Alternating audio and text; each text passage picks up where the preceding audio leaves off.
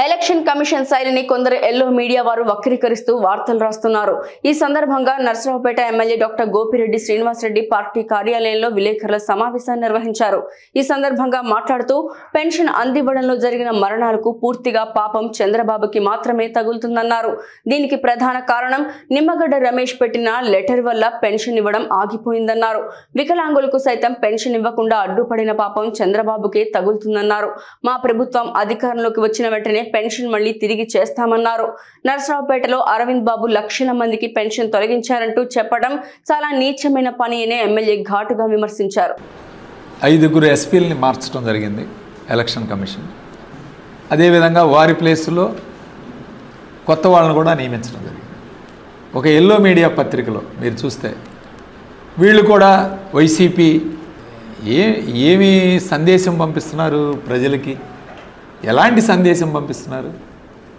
ఒక election commission direct ఐపీఎస్లు నియమించాలని చెప్పి, ఎక్స్పీరియన్స్డ్ వాళ్ళు నియమించాలని చెప్పి ఒక్కొక్క జిల్లాకి 3 పేర్లు తీసుకొని ఆ 3 పేర్లు కూడా పరిశీలించి అందులో ఎవరిని వేయాలో ఎలక్షన్ కమిషన్ నిర్ణయం తీసుకుంటే దాన్ని కూడా తప్పుబట్టి ఈరోజు వైఎస్ఆర్ ప్రభుత్వానికి అంటగట్టే కార్యక్రమం చేస్తున్నారంటే వీళ్ళు ఎంత దుర్మార్గపు ఆలోచనలో ఉన్నారో ఇవాళ అర్థమవుతుంది. చాలా నీచమైన ఆలోచన. పేపర్లో రాయటం, పురంధేశ్వరి గారు రాశారంట మరి 30 మంది ఐఏఎస్లను మార్చమని. ఎక్కడ పోతున్నారు ఇవాళ? అంటే ఒక రాజకీయ పార్టీకి సంబంధించి అధికార పార్టీ వాళ్ళు పలానా కలెక్టర్ని పలానా ఎస్పీ గారిని మార్చమంటే వీళ్ళు మారుస్తున్నారు. అంతేగా అర్థం? ఇది బ్యానర్ ఐటెం పెట్టి దీనిలో రాసే కార్యక్రమం చేయటం, వీళ్ళు కూడా వైసీపీకి అనుకూలమే అని మళ్ళీ ఇలాంటి సంఘటనల్ని ఈరోజు ప్రజలు గమనించాలి. ప్రజలు తిరస్కరణ ఏ ఉద్దేశంతో వీళ్ళు రాస్తున్నారు, ఏ ఉద్దేశంతో వీళ్ళ కార్యక్రమాలు రాస్తున్నారు ఒక్కసారి మనం కూడా ఆలోచన చేయాలి. ఈరోజు పెన్షన్ల గురించి ఈ పాపం దాదాపు ఈ రాష్ట్రంలో 5 ముసలి వాళ్ళు పెన్షన్ తీసుకోవడానికి వచ్చి వడగాలికి ఎండలకి చనిపోవడం జరిగింది. దీనికి పూర్తిగా బాధ్యత చంద్రబాబు నాయుడు వహించాలి. ఎందుకంటే ఈ పెట్టింది నిమ్మగడ్డ రమేష్ కుమార్. నిమ్మగడ్డ రమేష్ కుమార్ అనే అతను ఎవరో మనందరికీ తెలుసు. ఆ నిమ్మగడ్డ రమేష్ కుమార్ పెడితే ఆదిరెడ్డి వాసు అనే తెలుగుదేశం పార్టీ ఇప్పుడు రాజమండ్రిలో ఎవరైతే పోటీ చేస్తున్నారో, రాజమండ్రి సిటీలో పోటీ చేస్తున్నాడో ఆయన పత్రికా సమావేశంలో కూడా చెప్పడం జరిగింది. మేమందరం వెళ్ళి చంద్రబాబు నాయుడికి చెప్పాము ఈ విధంగా పెన్షన్లు వాలంటీర్ల చేత ఇవ్వచ్చొద్దని చెప్పి.